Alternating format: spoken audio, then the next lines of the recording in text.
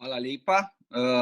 Najprej bi se rad zahvalil organizatorjem in pa še prej pa vodjem projekta, da so me povabili v sodelovanju. Z velikim veseljem sem se pridružil in tudi zdaj, ko so, bi rekel, skoraj zaključeni rezultati že ali pa v veliki meri, se vidi, koliko je tule novega in res je, dosežki so res za vso pohvalo. Ne glede na to, da določeni okviri seveda so bili že prej znani od profesorja Ferenca in tako naprej, še drugi so se ukvarjali, skratka, tema kot taka se je že obravnavala, ampak gre pa popolnoma za druge vidike, ki pomembno dopolnjujejo in razširjajo vedenje v tej problematiki. Zdaj, kar se mene tiče, jaz nisem pripravil PowerPointa, malo ali pa predvsem zaradi tega, ker imamo težave z inštitutom, nimam dostopa do intraneta in nisem uspel tega pripraviti. Zato bo kar relativno klasično predavanje, samo da bo na videokonferenci.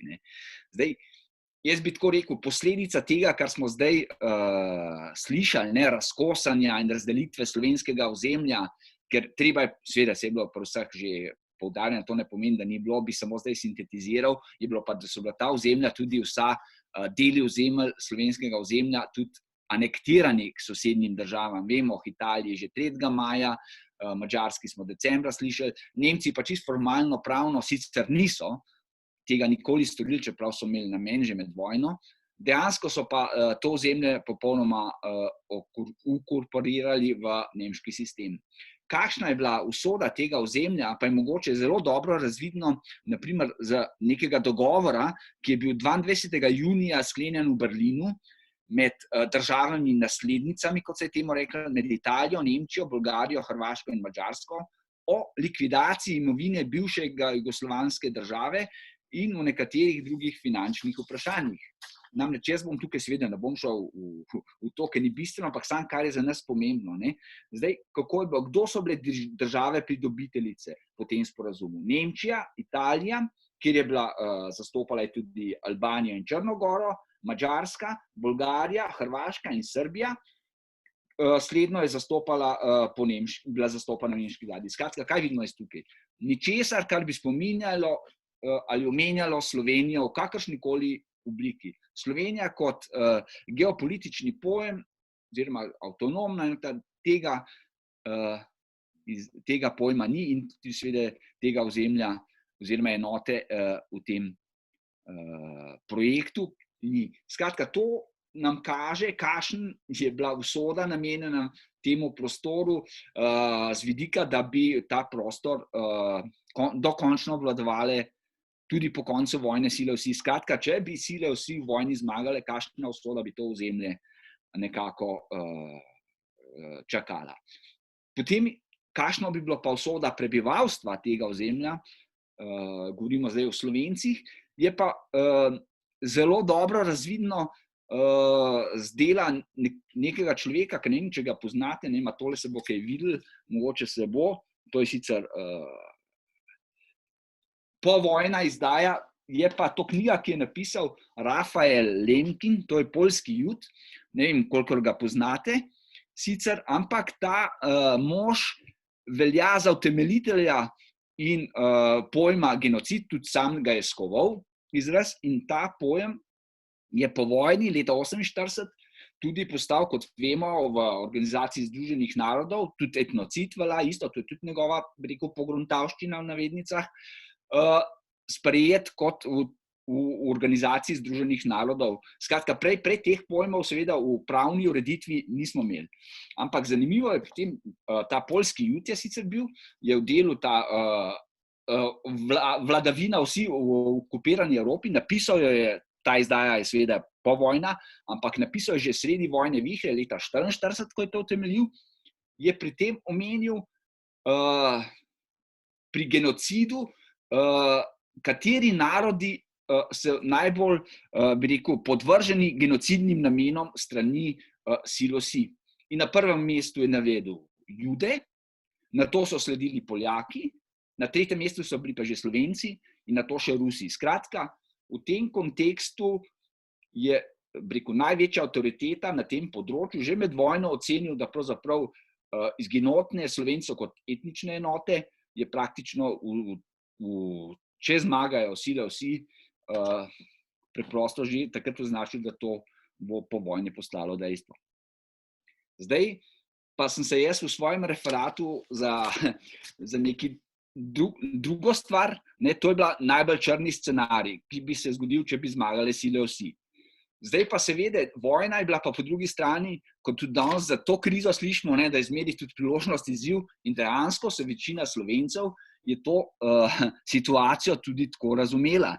Ampak seveda v tem smislu, da so vsi verjeli, da bodo zmagali zavezniki, skratka, da bo Hitler premagan in da zato Slovenci tudi nekaj prispevanjo. Iz tega zornega kota pa se je, iz prejšnje črne usode v primeru zmage sil vsi, kar naenkrat pa pojavilo drugačno gledanje, da sedaj obstaja enkratna priložnost za uresničitev zedinjene Slovenije, to je tega projekta, kot si vemo, Pomladi narodov 1848.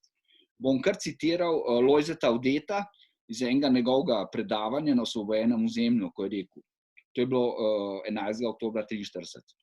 Citiram: "Mislim, da na naše najsmiselnejše zgodovinsko-politične teže za ciljem združene svobodne Slovenije, danes ali nikdar več. Ni verjetno namreč, da se more še kdaj ponoviti tako sijajna razporeditev političnih sil, ki v borbi za svoje tira končni vojni rezultat, med drugim tudi k našemu cilju združene svobodne Slovenije, kakor je današnja razporeditev političnih sil." Konec navedbe. Seveda, v skladu s takimi pričakovanji,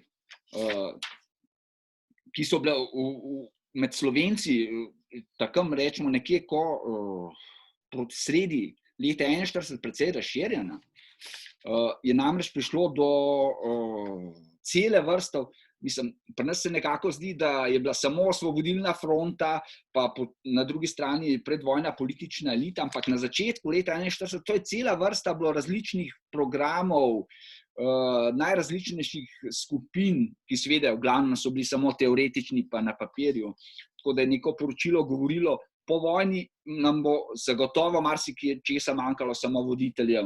Skratka, to je bilo še tej začetni dobi brbotanja in splošnega optimizma, ampak tukaj je prišlo do pa enega druge stvari, da so prišli tam izjemno nestvarni načrti. Tako, naprimer, so nekateri programi glede zedinjene Slovenije segali do Vidma, Taljamenta, celo do Pijave, na severu do Visokih Tur, potem, naprimer, tudi do Semeringa, to so ga celo poslovenili v Čemernik, do Wienerwalda, do Blatnega jezera na vzhodu, Varaždina, celotne Istre.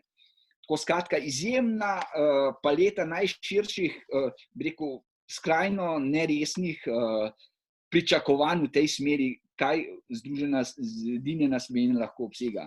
Zdaj, Ljubo Sirc je to komentiral z besedami, citiram: "Če bi se take zahteve uresničile, bi imela bodoča Slovenija več italijanskega, nemškega prebivalstva kot slovenskega. Toda to oviro so mnogi reševali s tem, da so govorili o potrebi, da izselimo vse tuje prebivalstvo prek pričakovanih meja z Nemčijo in Italijo." Jasno je to, da je šlo popolnoma za nerealistične načrte. Seveda, že takoj, ko pa so prišli v stik z mednarodno realnostjo, kjer pa so bili prvi imeli to možnost, da tako rečem, tisti slovenski predstavniki, ki so odšli v emigracijo, je bila pa situacija že povsem drugačna. Bom zdaj citiral pismo Franca Snoja iz 23. oktobra 1941 iz Clevelanda, piše v Združenih državah Amerike, kreku v London. Zdaj navajam: "Združena Slovenija, izgledala bi, da bo to lahko doseči sedaj, ko so vsi naši dedni nasprotniki v sovražnem taboru. Toda London je poln Italijanov, dr. Krek ne sme na radiju ničesar povedati proti Italijanom, Madžarom, niti proti eventualni Avstriji. Vse to mu cenzurirajo. Pravi, da lahko na prste ene roke seštejemo Angleže, ki bi hoteli govoriti o Trstu, ki ga smatrajo vsi kot italijansko mesto. Glede nas in naših zahtev tudi antifašisti niso boljši od fašistov. Torej, glede Italije bodo velike težave, posebno še, če primerni priliki bo šla v separaten mer, kar ni izključeno. Glede Koroške so težave v tem, da nimamo pravnega naslova, ker smo plebiscit, ki ga je vodil angleški delegat, izgubili. Konec navedbe. Zdaj bom pa prišel v bistvu, to se pravi partizanskem odporniškem gibanju in kako je odporniško gibanje na to problematiko gledalo. Ne. Zdaj, tukaj je pa ravno ta naslov, ki zdaj očitno je izbran za cel ta simpozij, ne, mi tujega nočemo, to da svojega ne damo. To vemo, pač znane Titove besede, spregovorjene na Visu 12. septembra 1944, ne.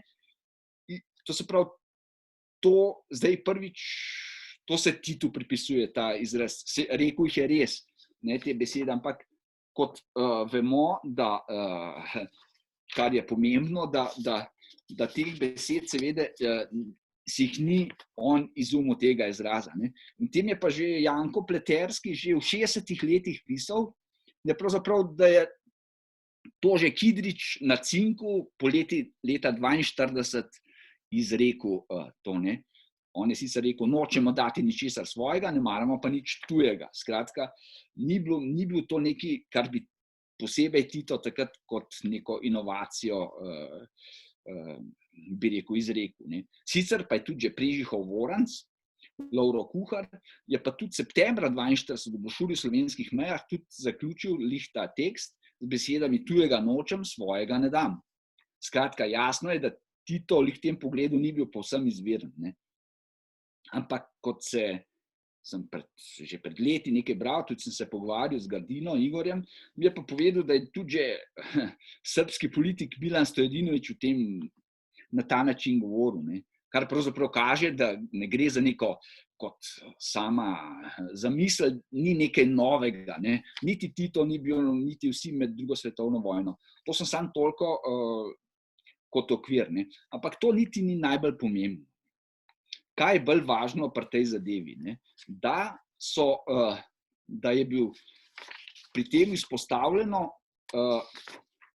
da so odporniško gibanje najbolj realistično od vsega začetka postavljalo zahteve, kaj to sploh zajema. Seveda, Zedinjena Slovenija, to je pač star nacionalni program, ki so ga tudi komunisti še v Čebinskem kongresu leta 1937, da se ne moremo temu cilju nikoli odpovedati. Skratka, to je v programu Komunistične partije Slovenije vse skozi non plus ultra. Vprašanje je samo, kaj sodi. In v tem pogledu so bili pa mnogo, že od vsega začetka komunisti bolj stvarni in so temeljili v osnovi na etničnem principu. Ne. To mora biti izhodišče, ne pa kakšna druga, kot smo videli pri predhodniki. Res pa je, da sprva so kot izhodišče za etnični princip celo imeli, da bi osnova bilo avstrijsko štetje, ljudsko štetje iz 1910. No. Pa je to so strokovnjaki, namreč je delovala posebna komisija za meje pri izvršnem odboru Osvobodilne fronte na koncu leta 1941 in začetku leta 1942. Med drugim je med njimi France Cviter, Melik, Črtomir Nagode, menda tudi Bogo Grafenauer. Skratka, ampak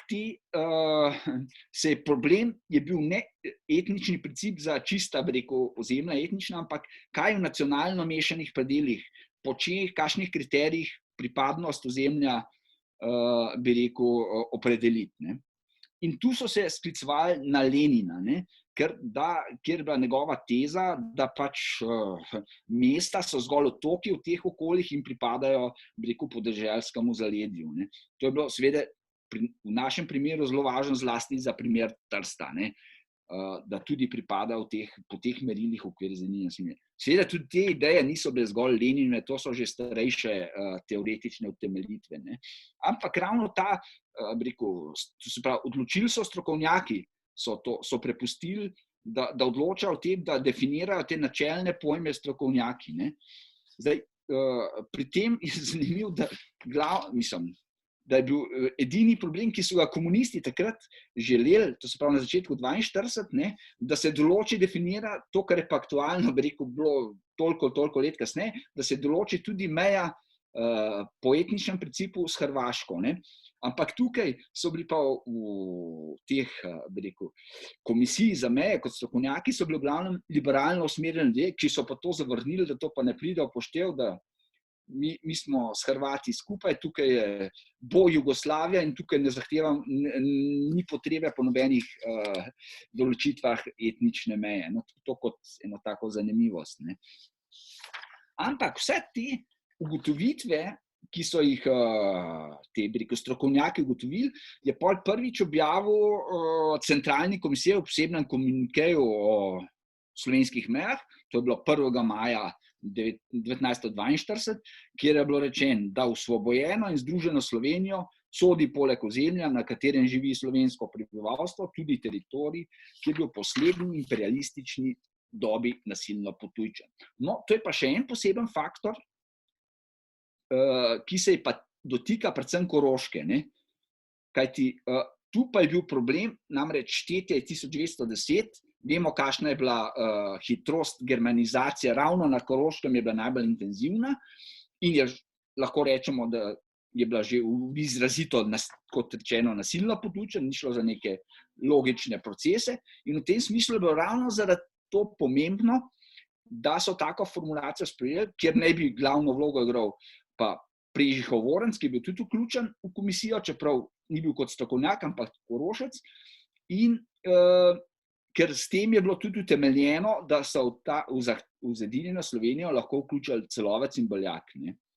Tako da to je bilo, z tega vidika je bilo to plod dela te komisije na prelomu 41-42 pomembno.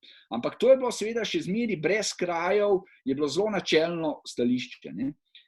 Tako da, ker stvar se je razvila zelo postopoma. Tako da je Kardelj je v imenu izvršnega odbora Osmobodilne fronte, tako šele 1. decembra 1942, pa je bil že malo bolj konkreten. Ne? In je takrat zapisal, citiram, v novo Jugoslavijo bo slovenski narod stopil drugače kot leta 18, to se pravi, ko je bil narod brez pravic in ki so mu drugi kovali usodo in ustave. Slovenski narod je svojo borbo in svojimi žrtvami doprinesel k skupni osvobodilni stvari toliko, kot le redko kateri narod v Evropi. Zdaj pa, v novo Jugoslavijo bo zato svobodna in združena Slovenija, od Trsta do Špilja, od Kolpe do Celovca, vstopila z vsemi tistimi pravicami, ki jo bodo omogočile, da bo na njenih tleh gospodaril edino slovenski narod sam. Skratka, tu pa so že ti kraji tudi omenjeni, preko skrajne točke, kaj vse sodi. Ne? In v skladu s tem, če grem naprej, to je zelo zdaj po korakih, pa je že vrhovni plenum Osvobodilne fronte po kapitulaciji Italije 16. septembra 1943 je izdan odlok, s katerim proglaša priključitev Slovenskega primorja, svobodni in združeni Sloveniji v svobodni in demokratični Jugoslaviji.